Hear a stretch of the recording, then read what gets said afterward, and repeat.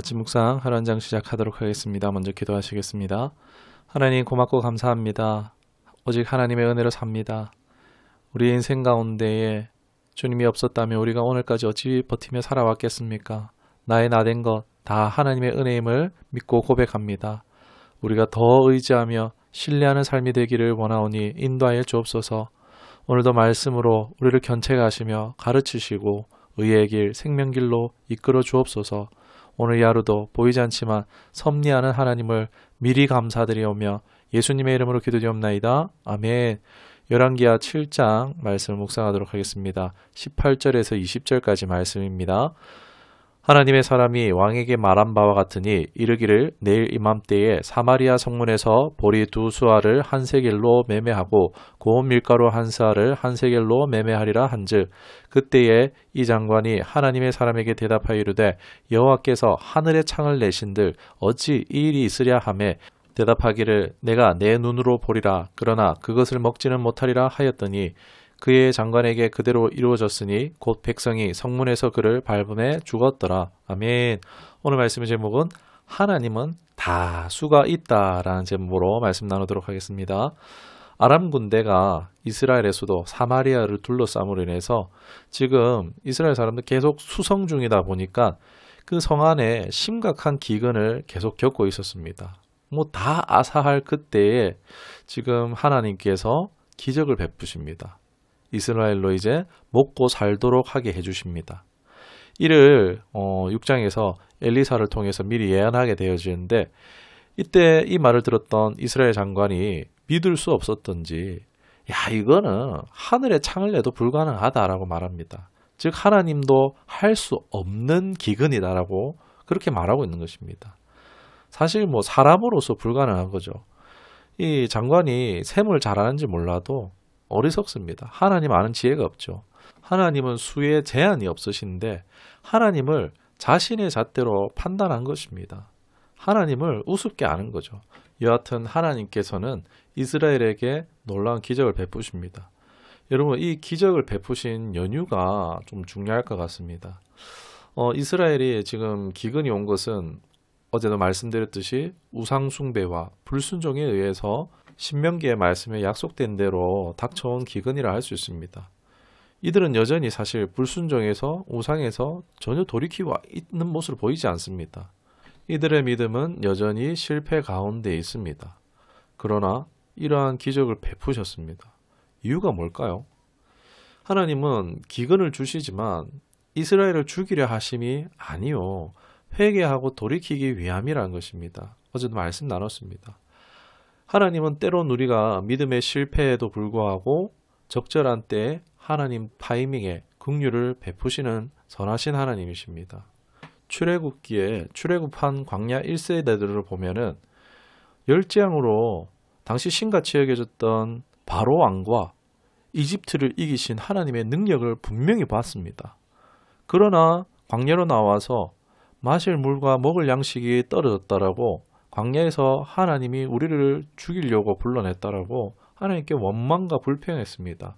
하나님께서는 그들의 믿음을 어떻게 보면은 성장시키기 위해서 시험하셨던 것인데 하나님을 신뢰하지도 못하고 불평과 원망했습니다. 믿음에 실패했죠. 그러나 하나님은 적절한 때에 그들에게 마실 물을 주셨고 먹을 것을 주셨습니다. 긍휼을 베푸신 것입니다. 전혀 생각하지도 예상치도 못한 방식으로 그들을 구원하셨습니다. 이와 마찬가지로 이스라엘 가운데에도 여전히 불순종하고 있지만 하나님은 놀랍게 역사하고 계시는 것입니다. 아람 군대가 둘러싸고 있는데 그들에게 큰 소리로 연합군이 몰려오는 소리로 착각하게 만들었고 간단하게 그들이 꽁지 빠지게 도망가게 하셨습니다. 자원을 챙기고 할 수도 없이요. 그렇게 해서 그 남겨둔 자원을 이스라엘로 취하게 하심으로 말미암아 그들을 구원하신 것입니다. 이렇듯 하나님은 수가 많으십니다. 이미 하나님은요 답을 준비해 놓고 계신 하나님이시라는 것입니다. 믿음을 실패했다고 결코 죽이시는 하나님이 아니십니다. 자기 백성에게 시련을 허락하시지만 피할 길을 준비하고 계십니다. 우리 하나님은 이렇듯 선한 하나님이십니다.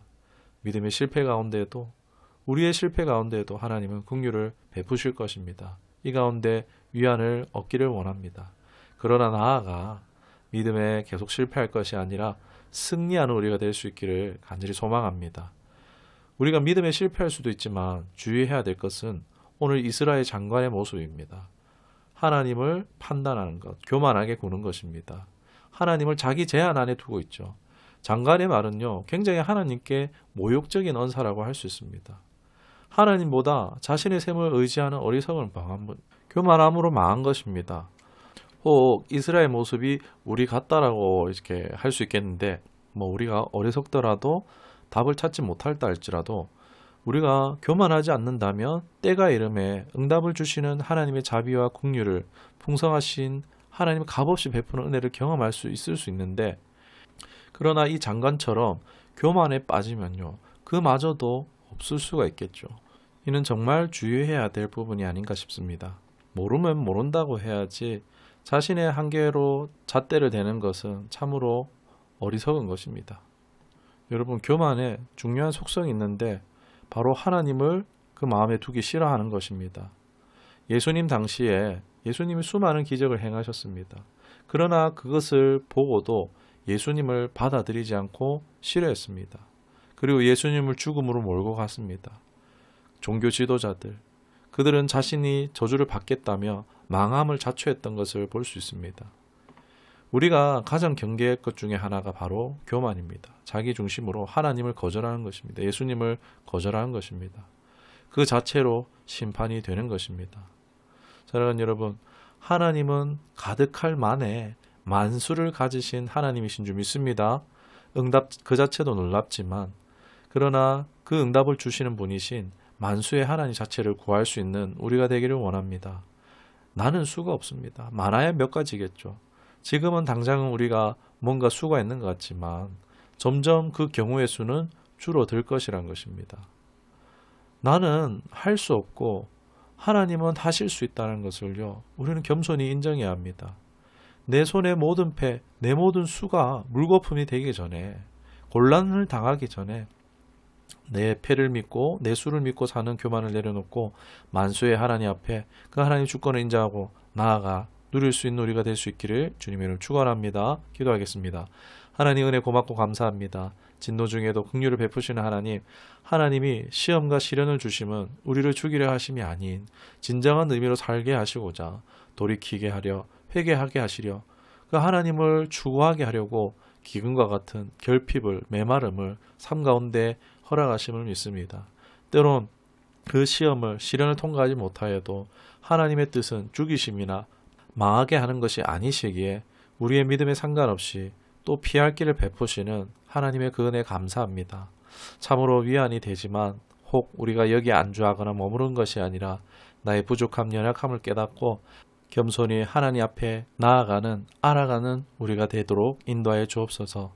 광야의 시련, 결핍을 벗어나 만수를 가지신 하나님과 동행하며 늘 누림 있고 나눔이 있는 복된 삶을 살아갈 수 있도록 도와주옵소서. 예수님의 이름으로 기도드리옵나이다. 아멘.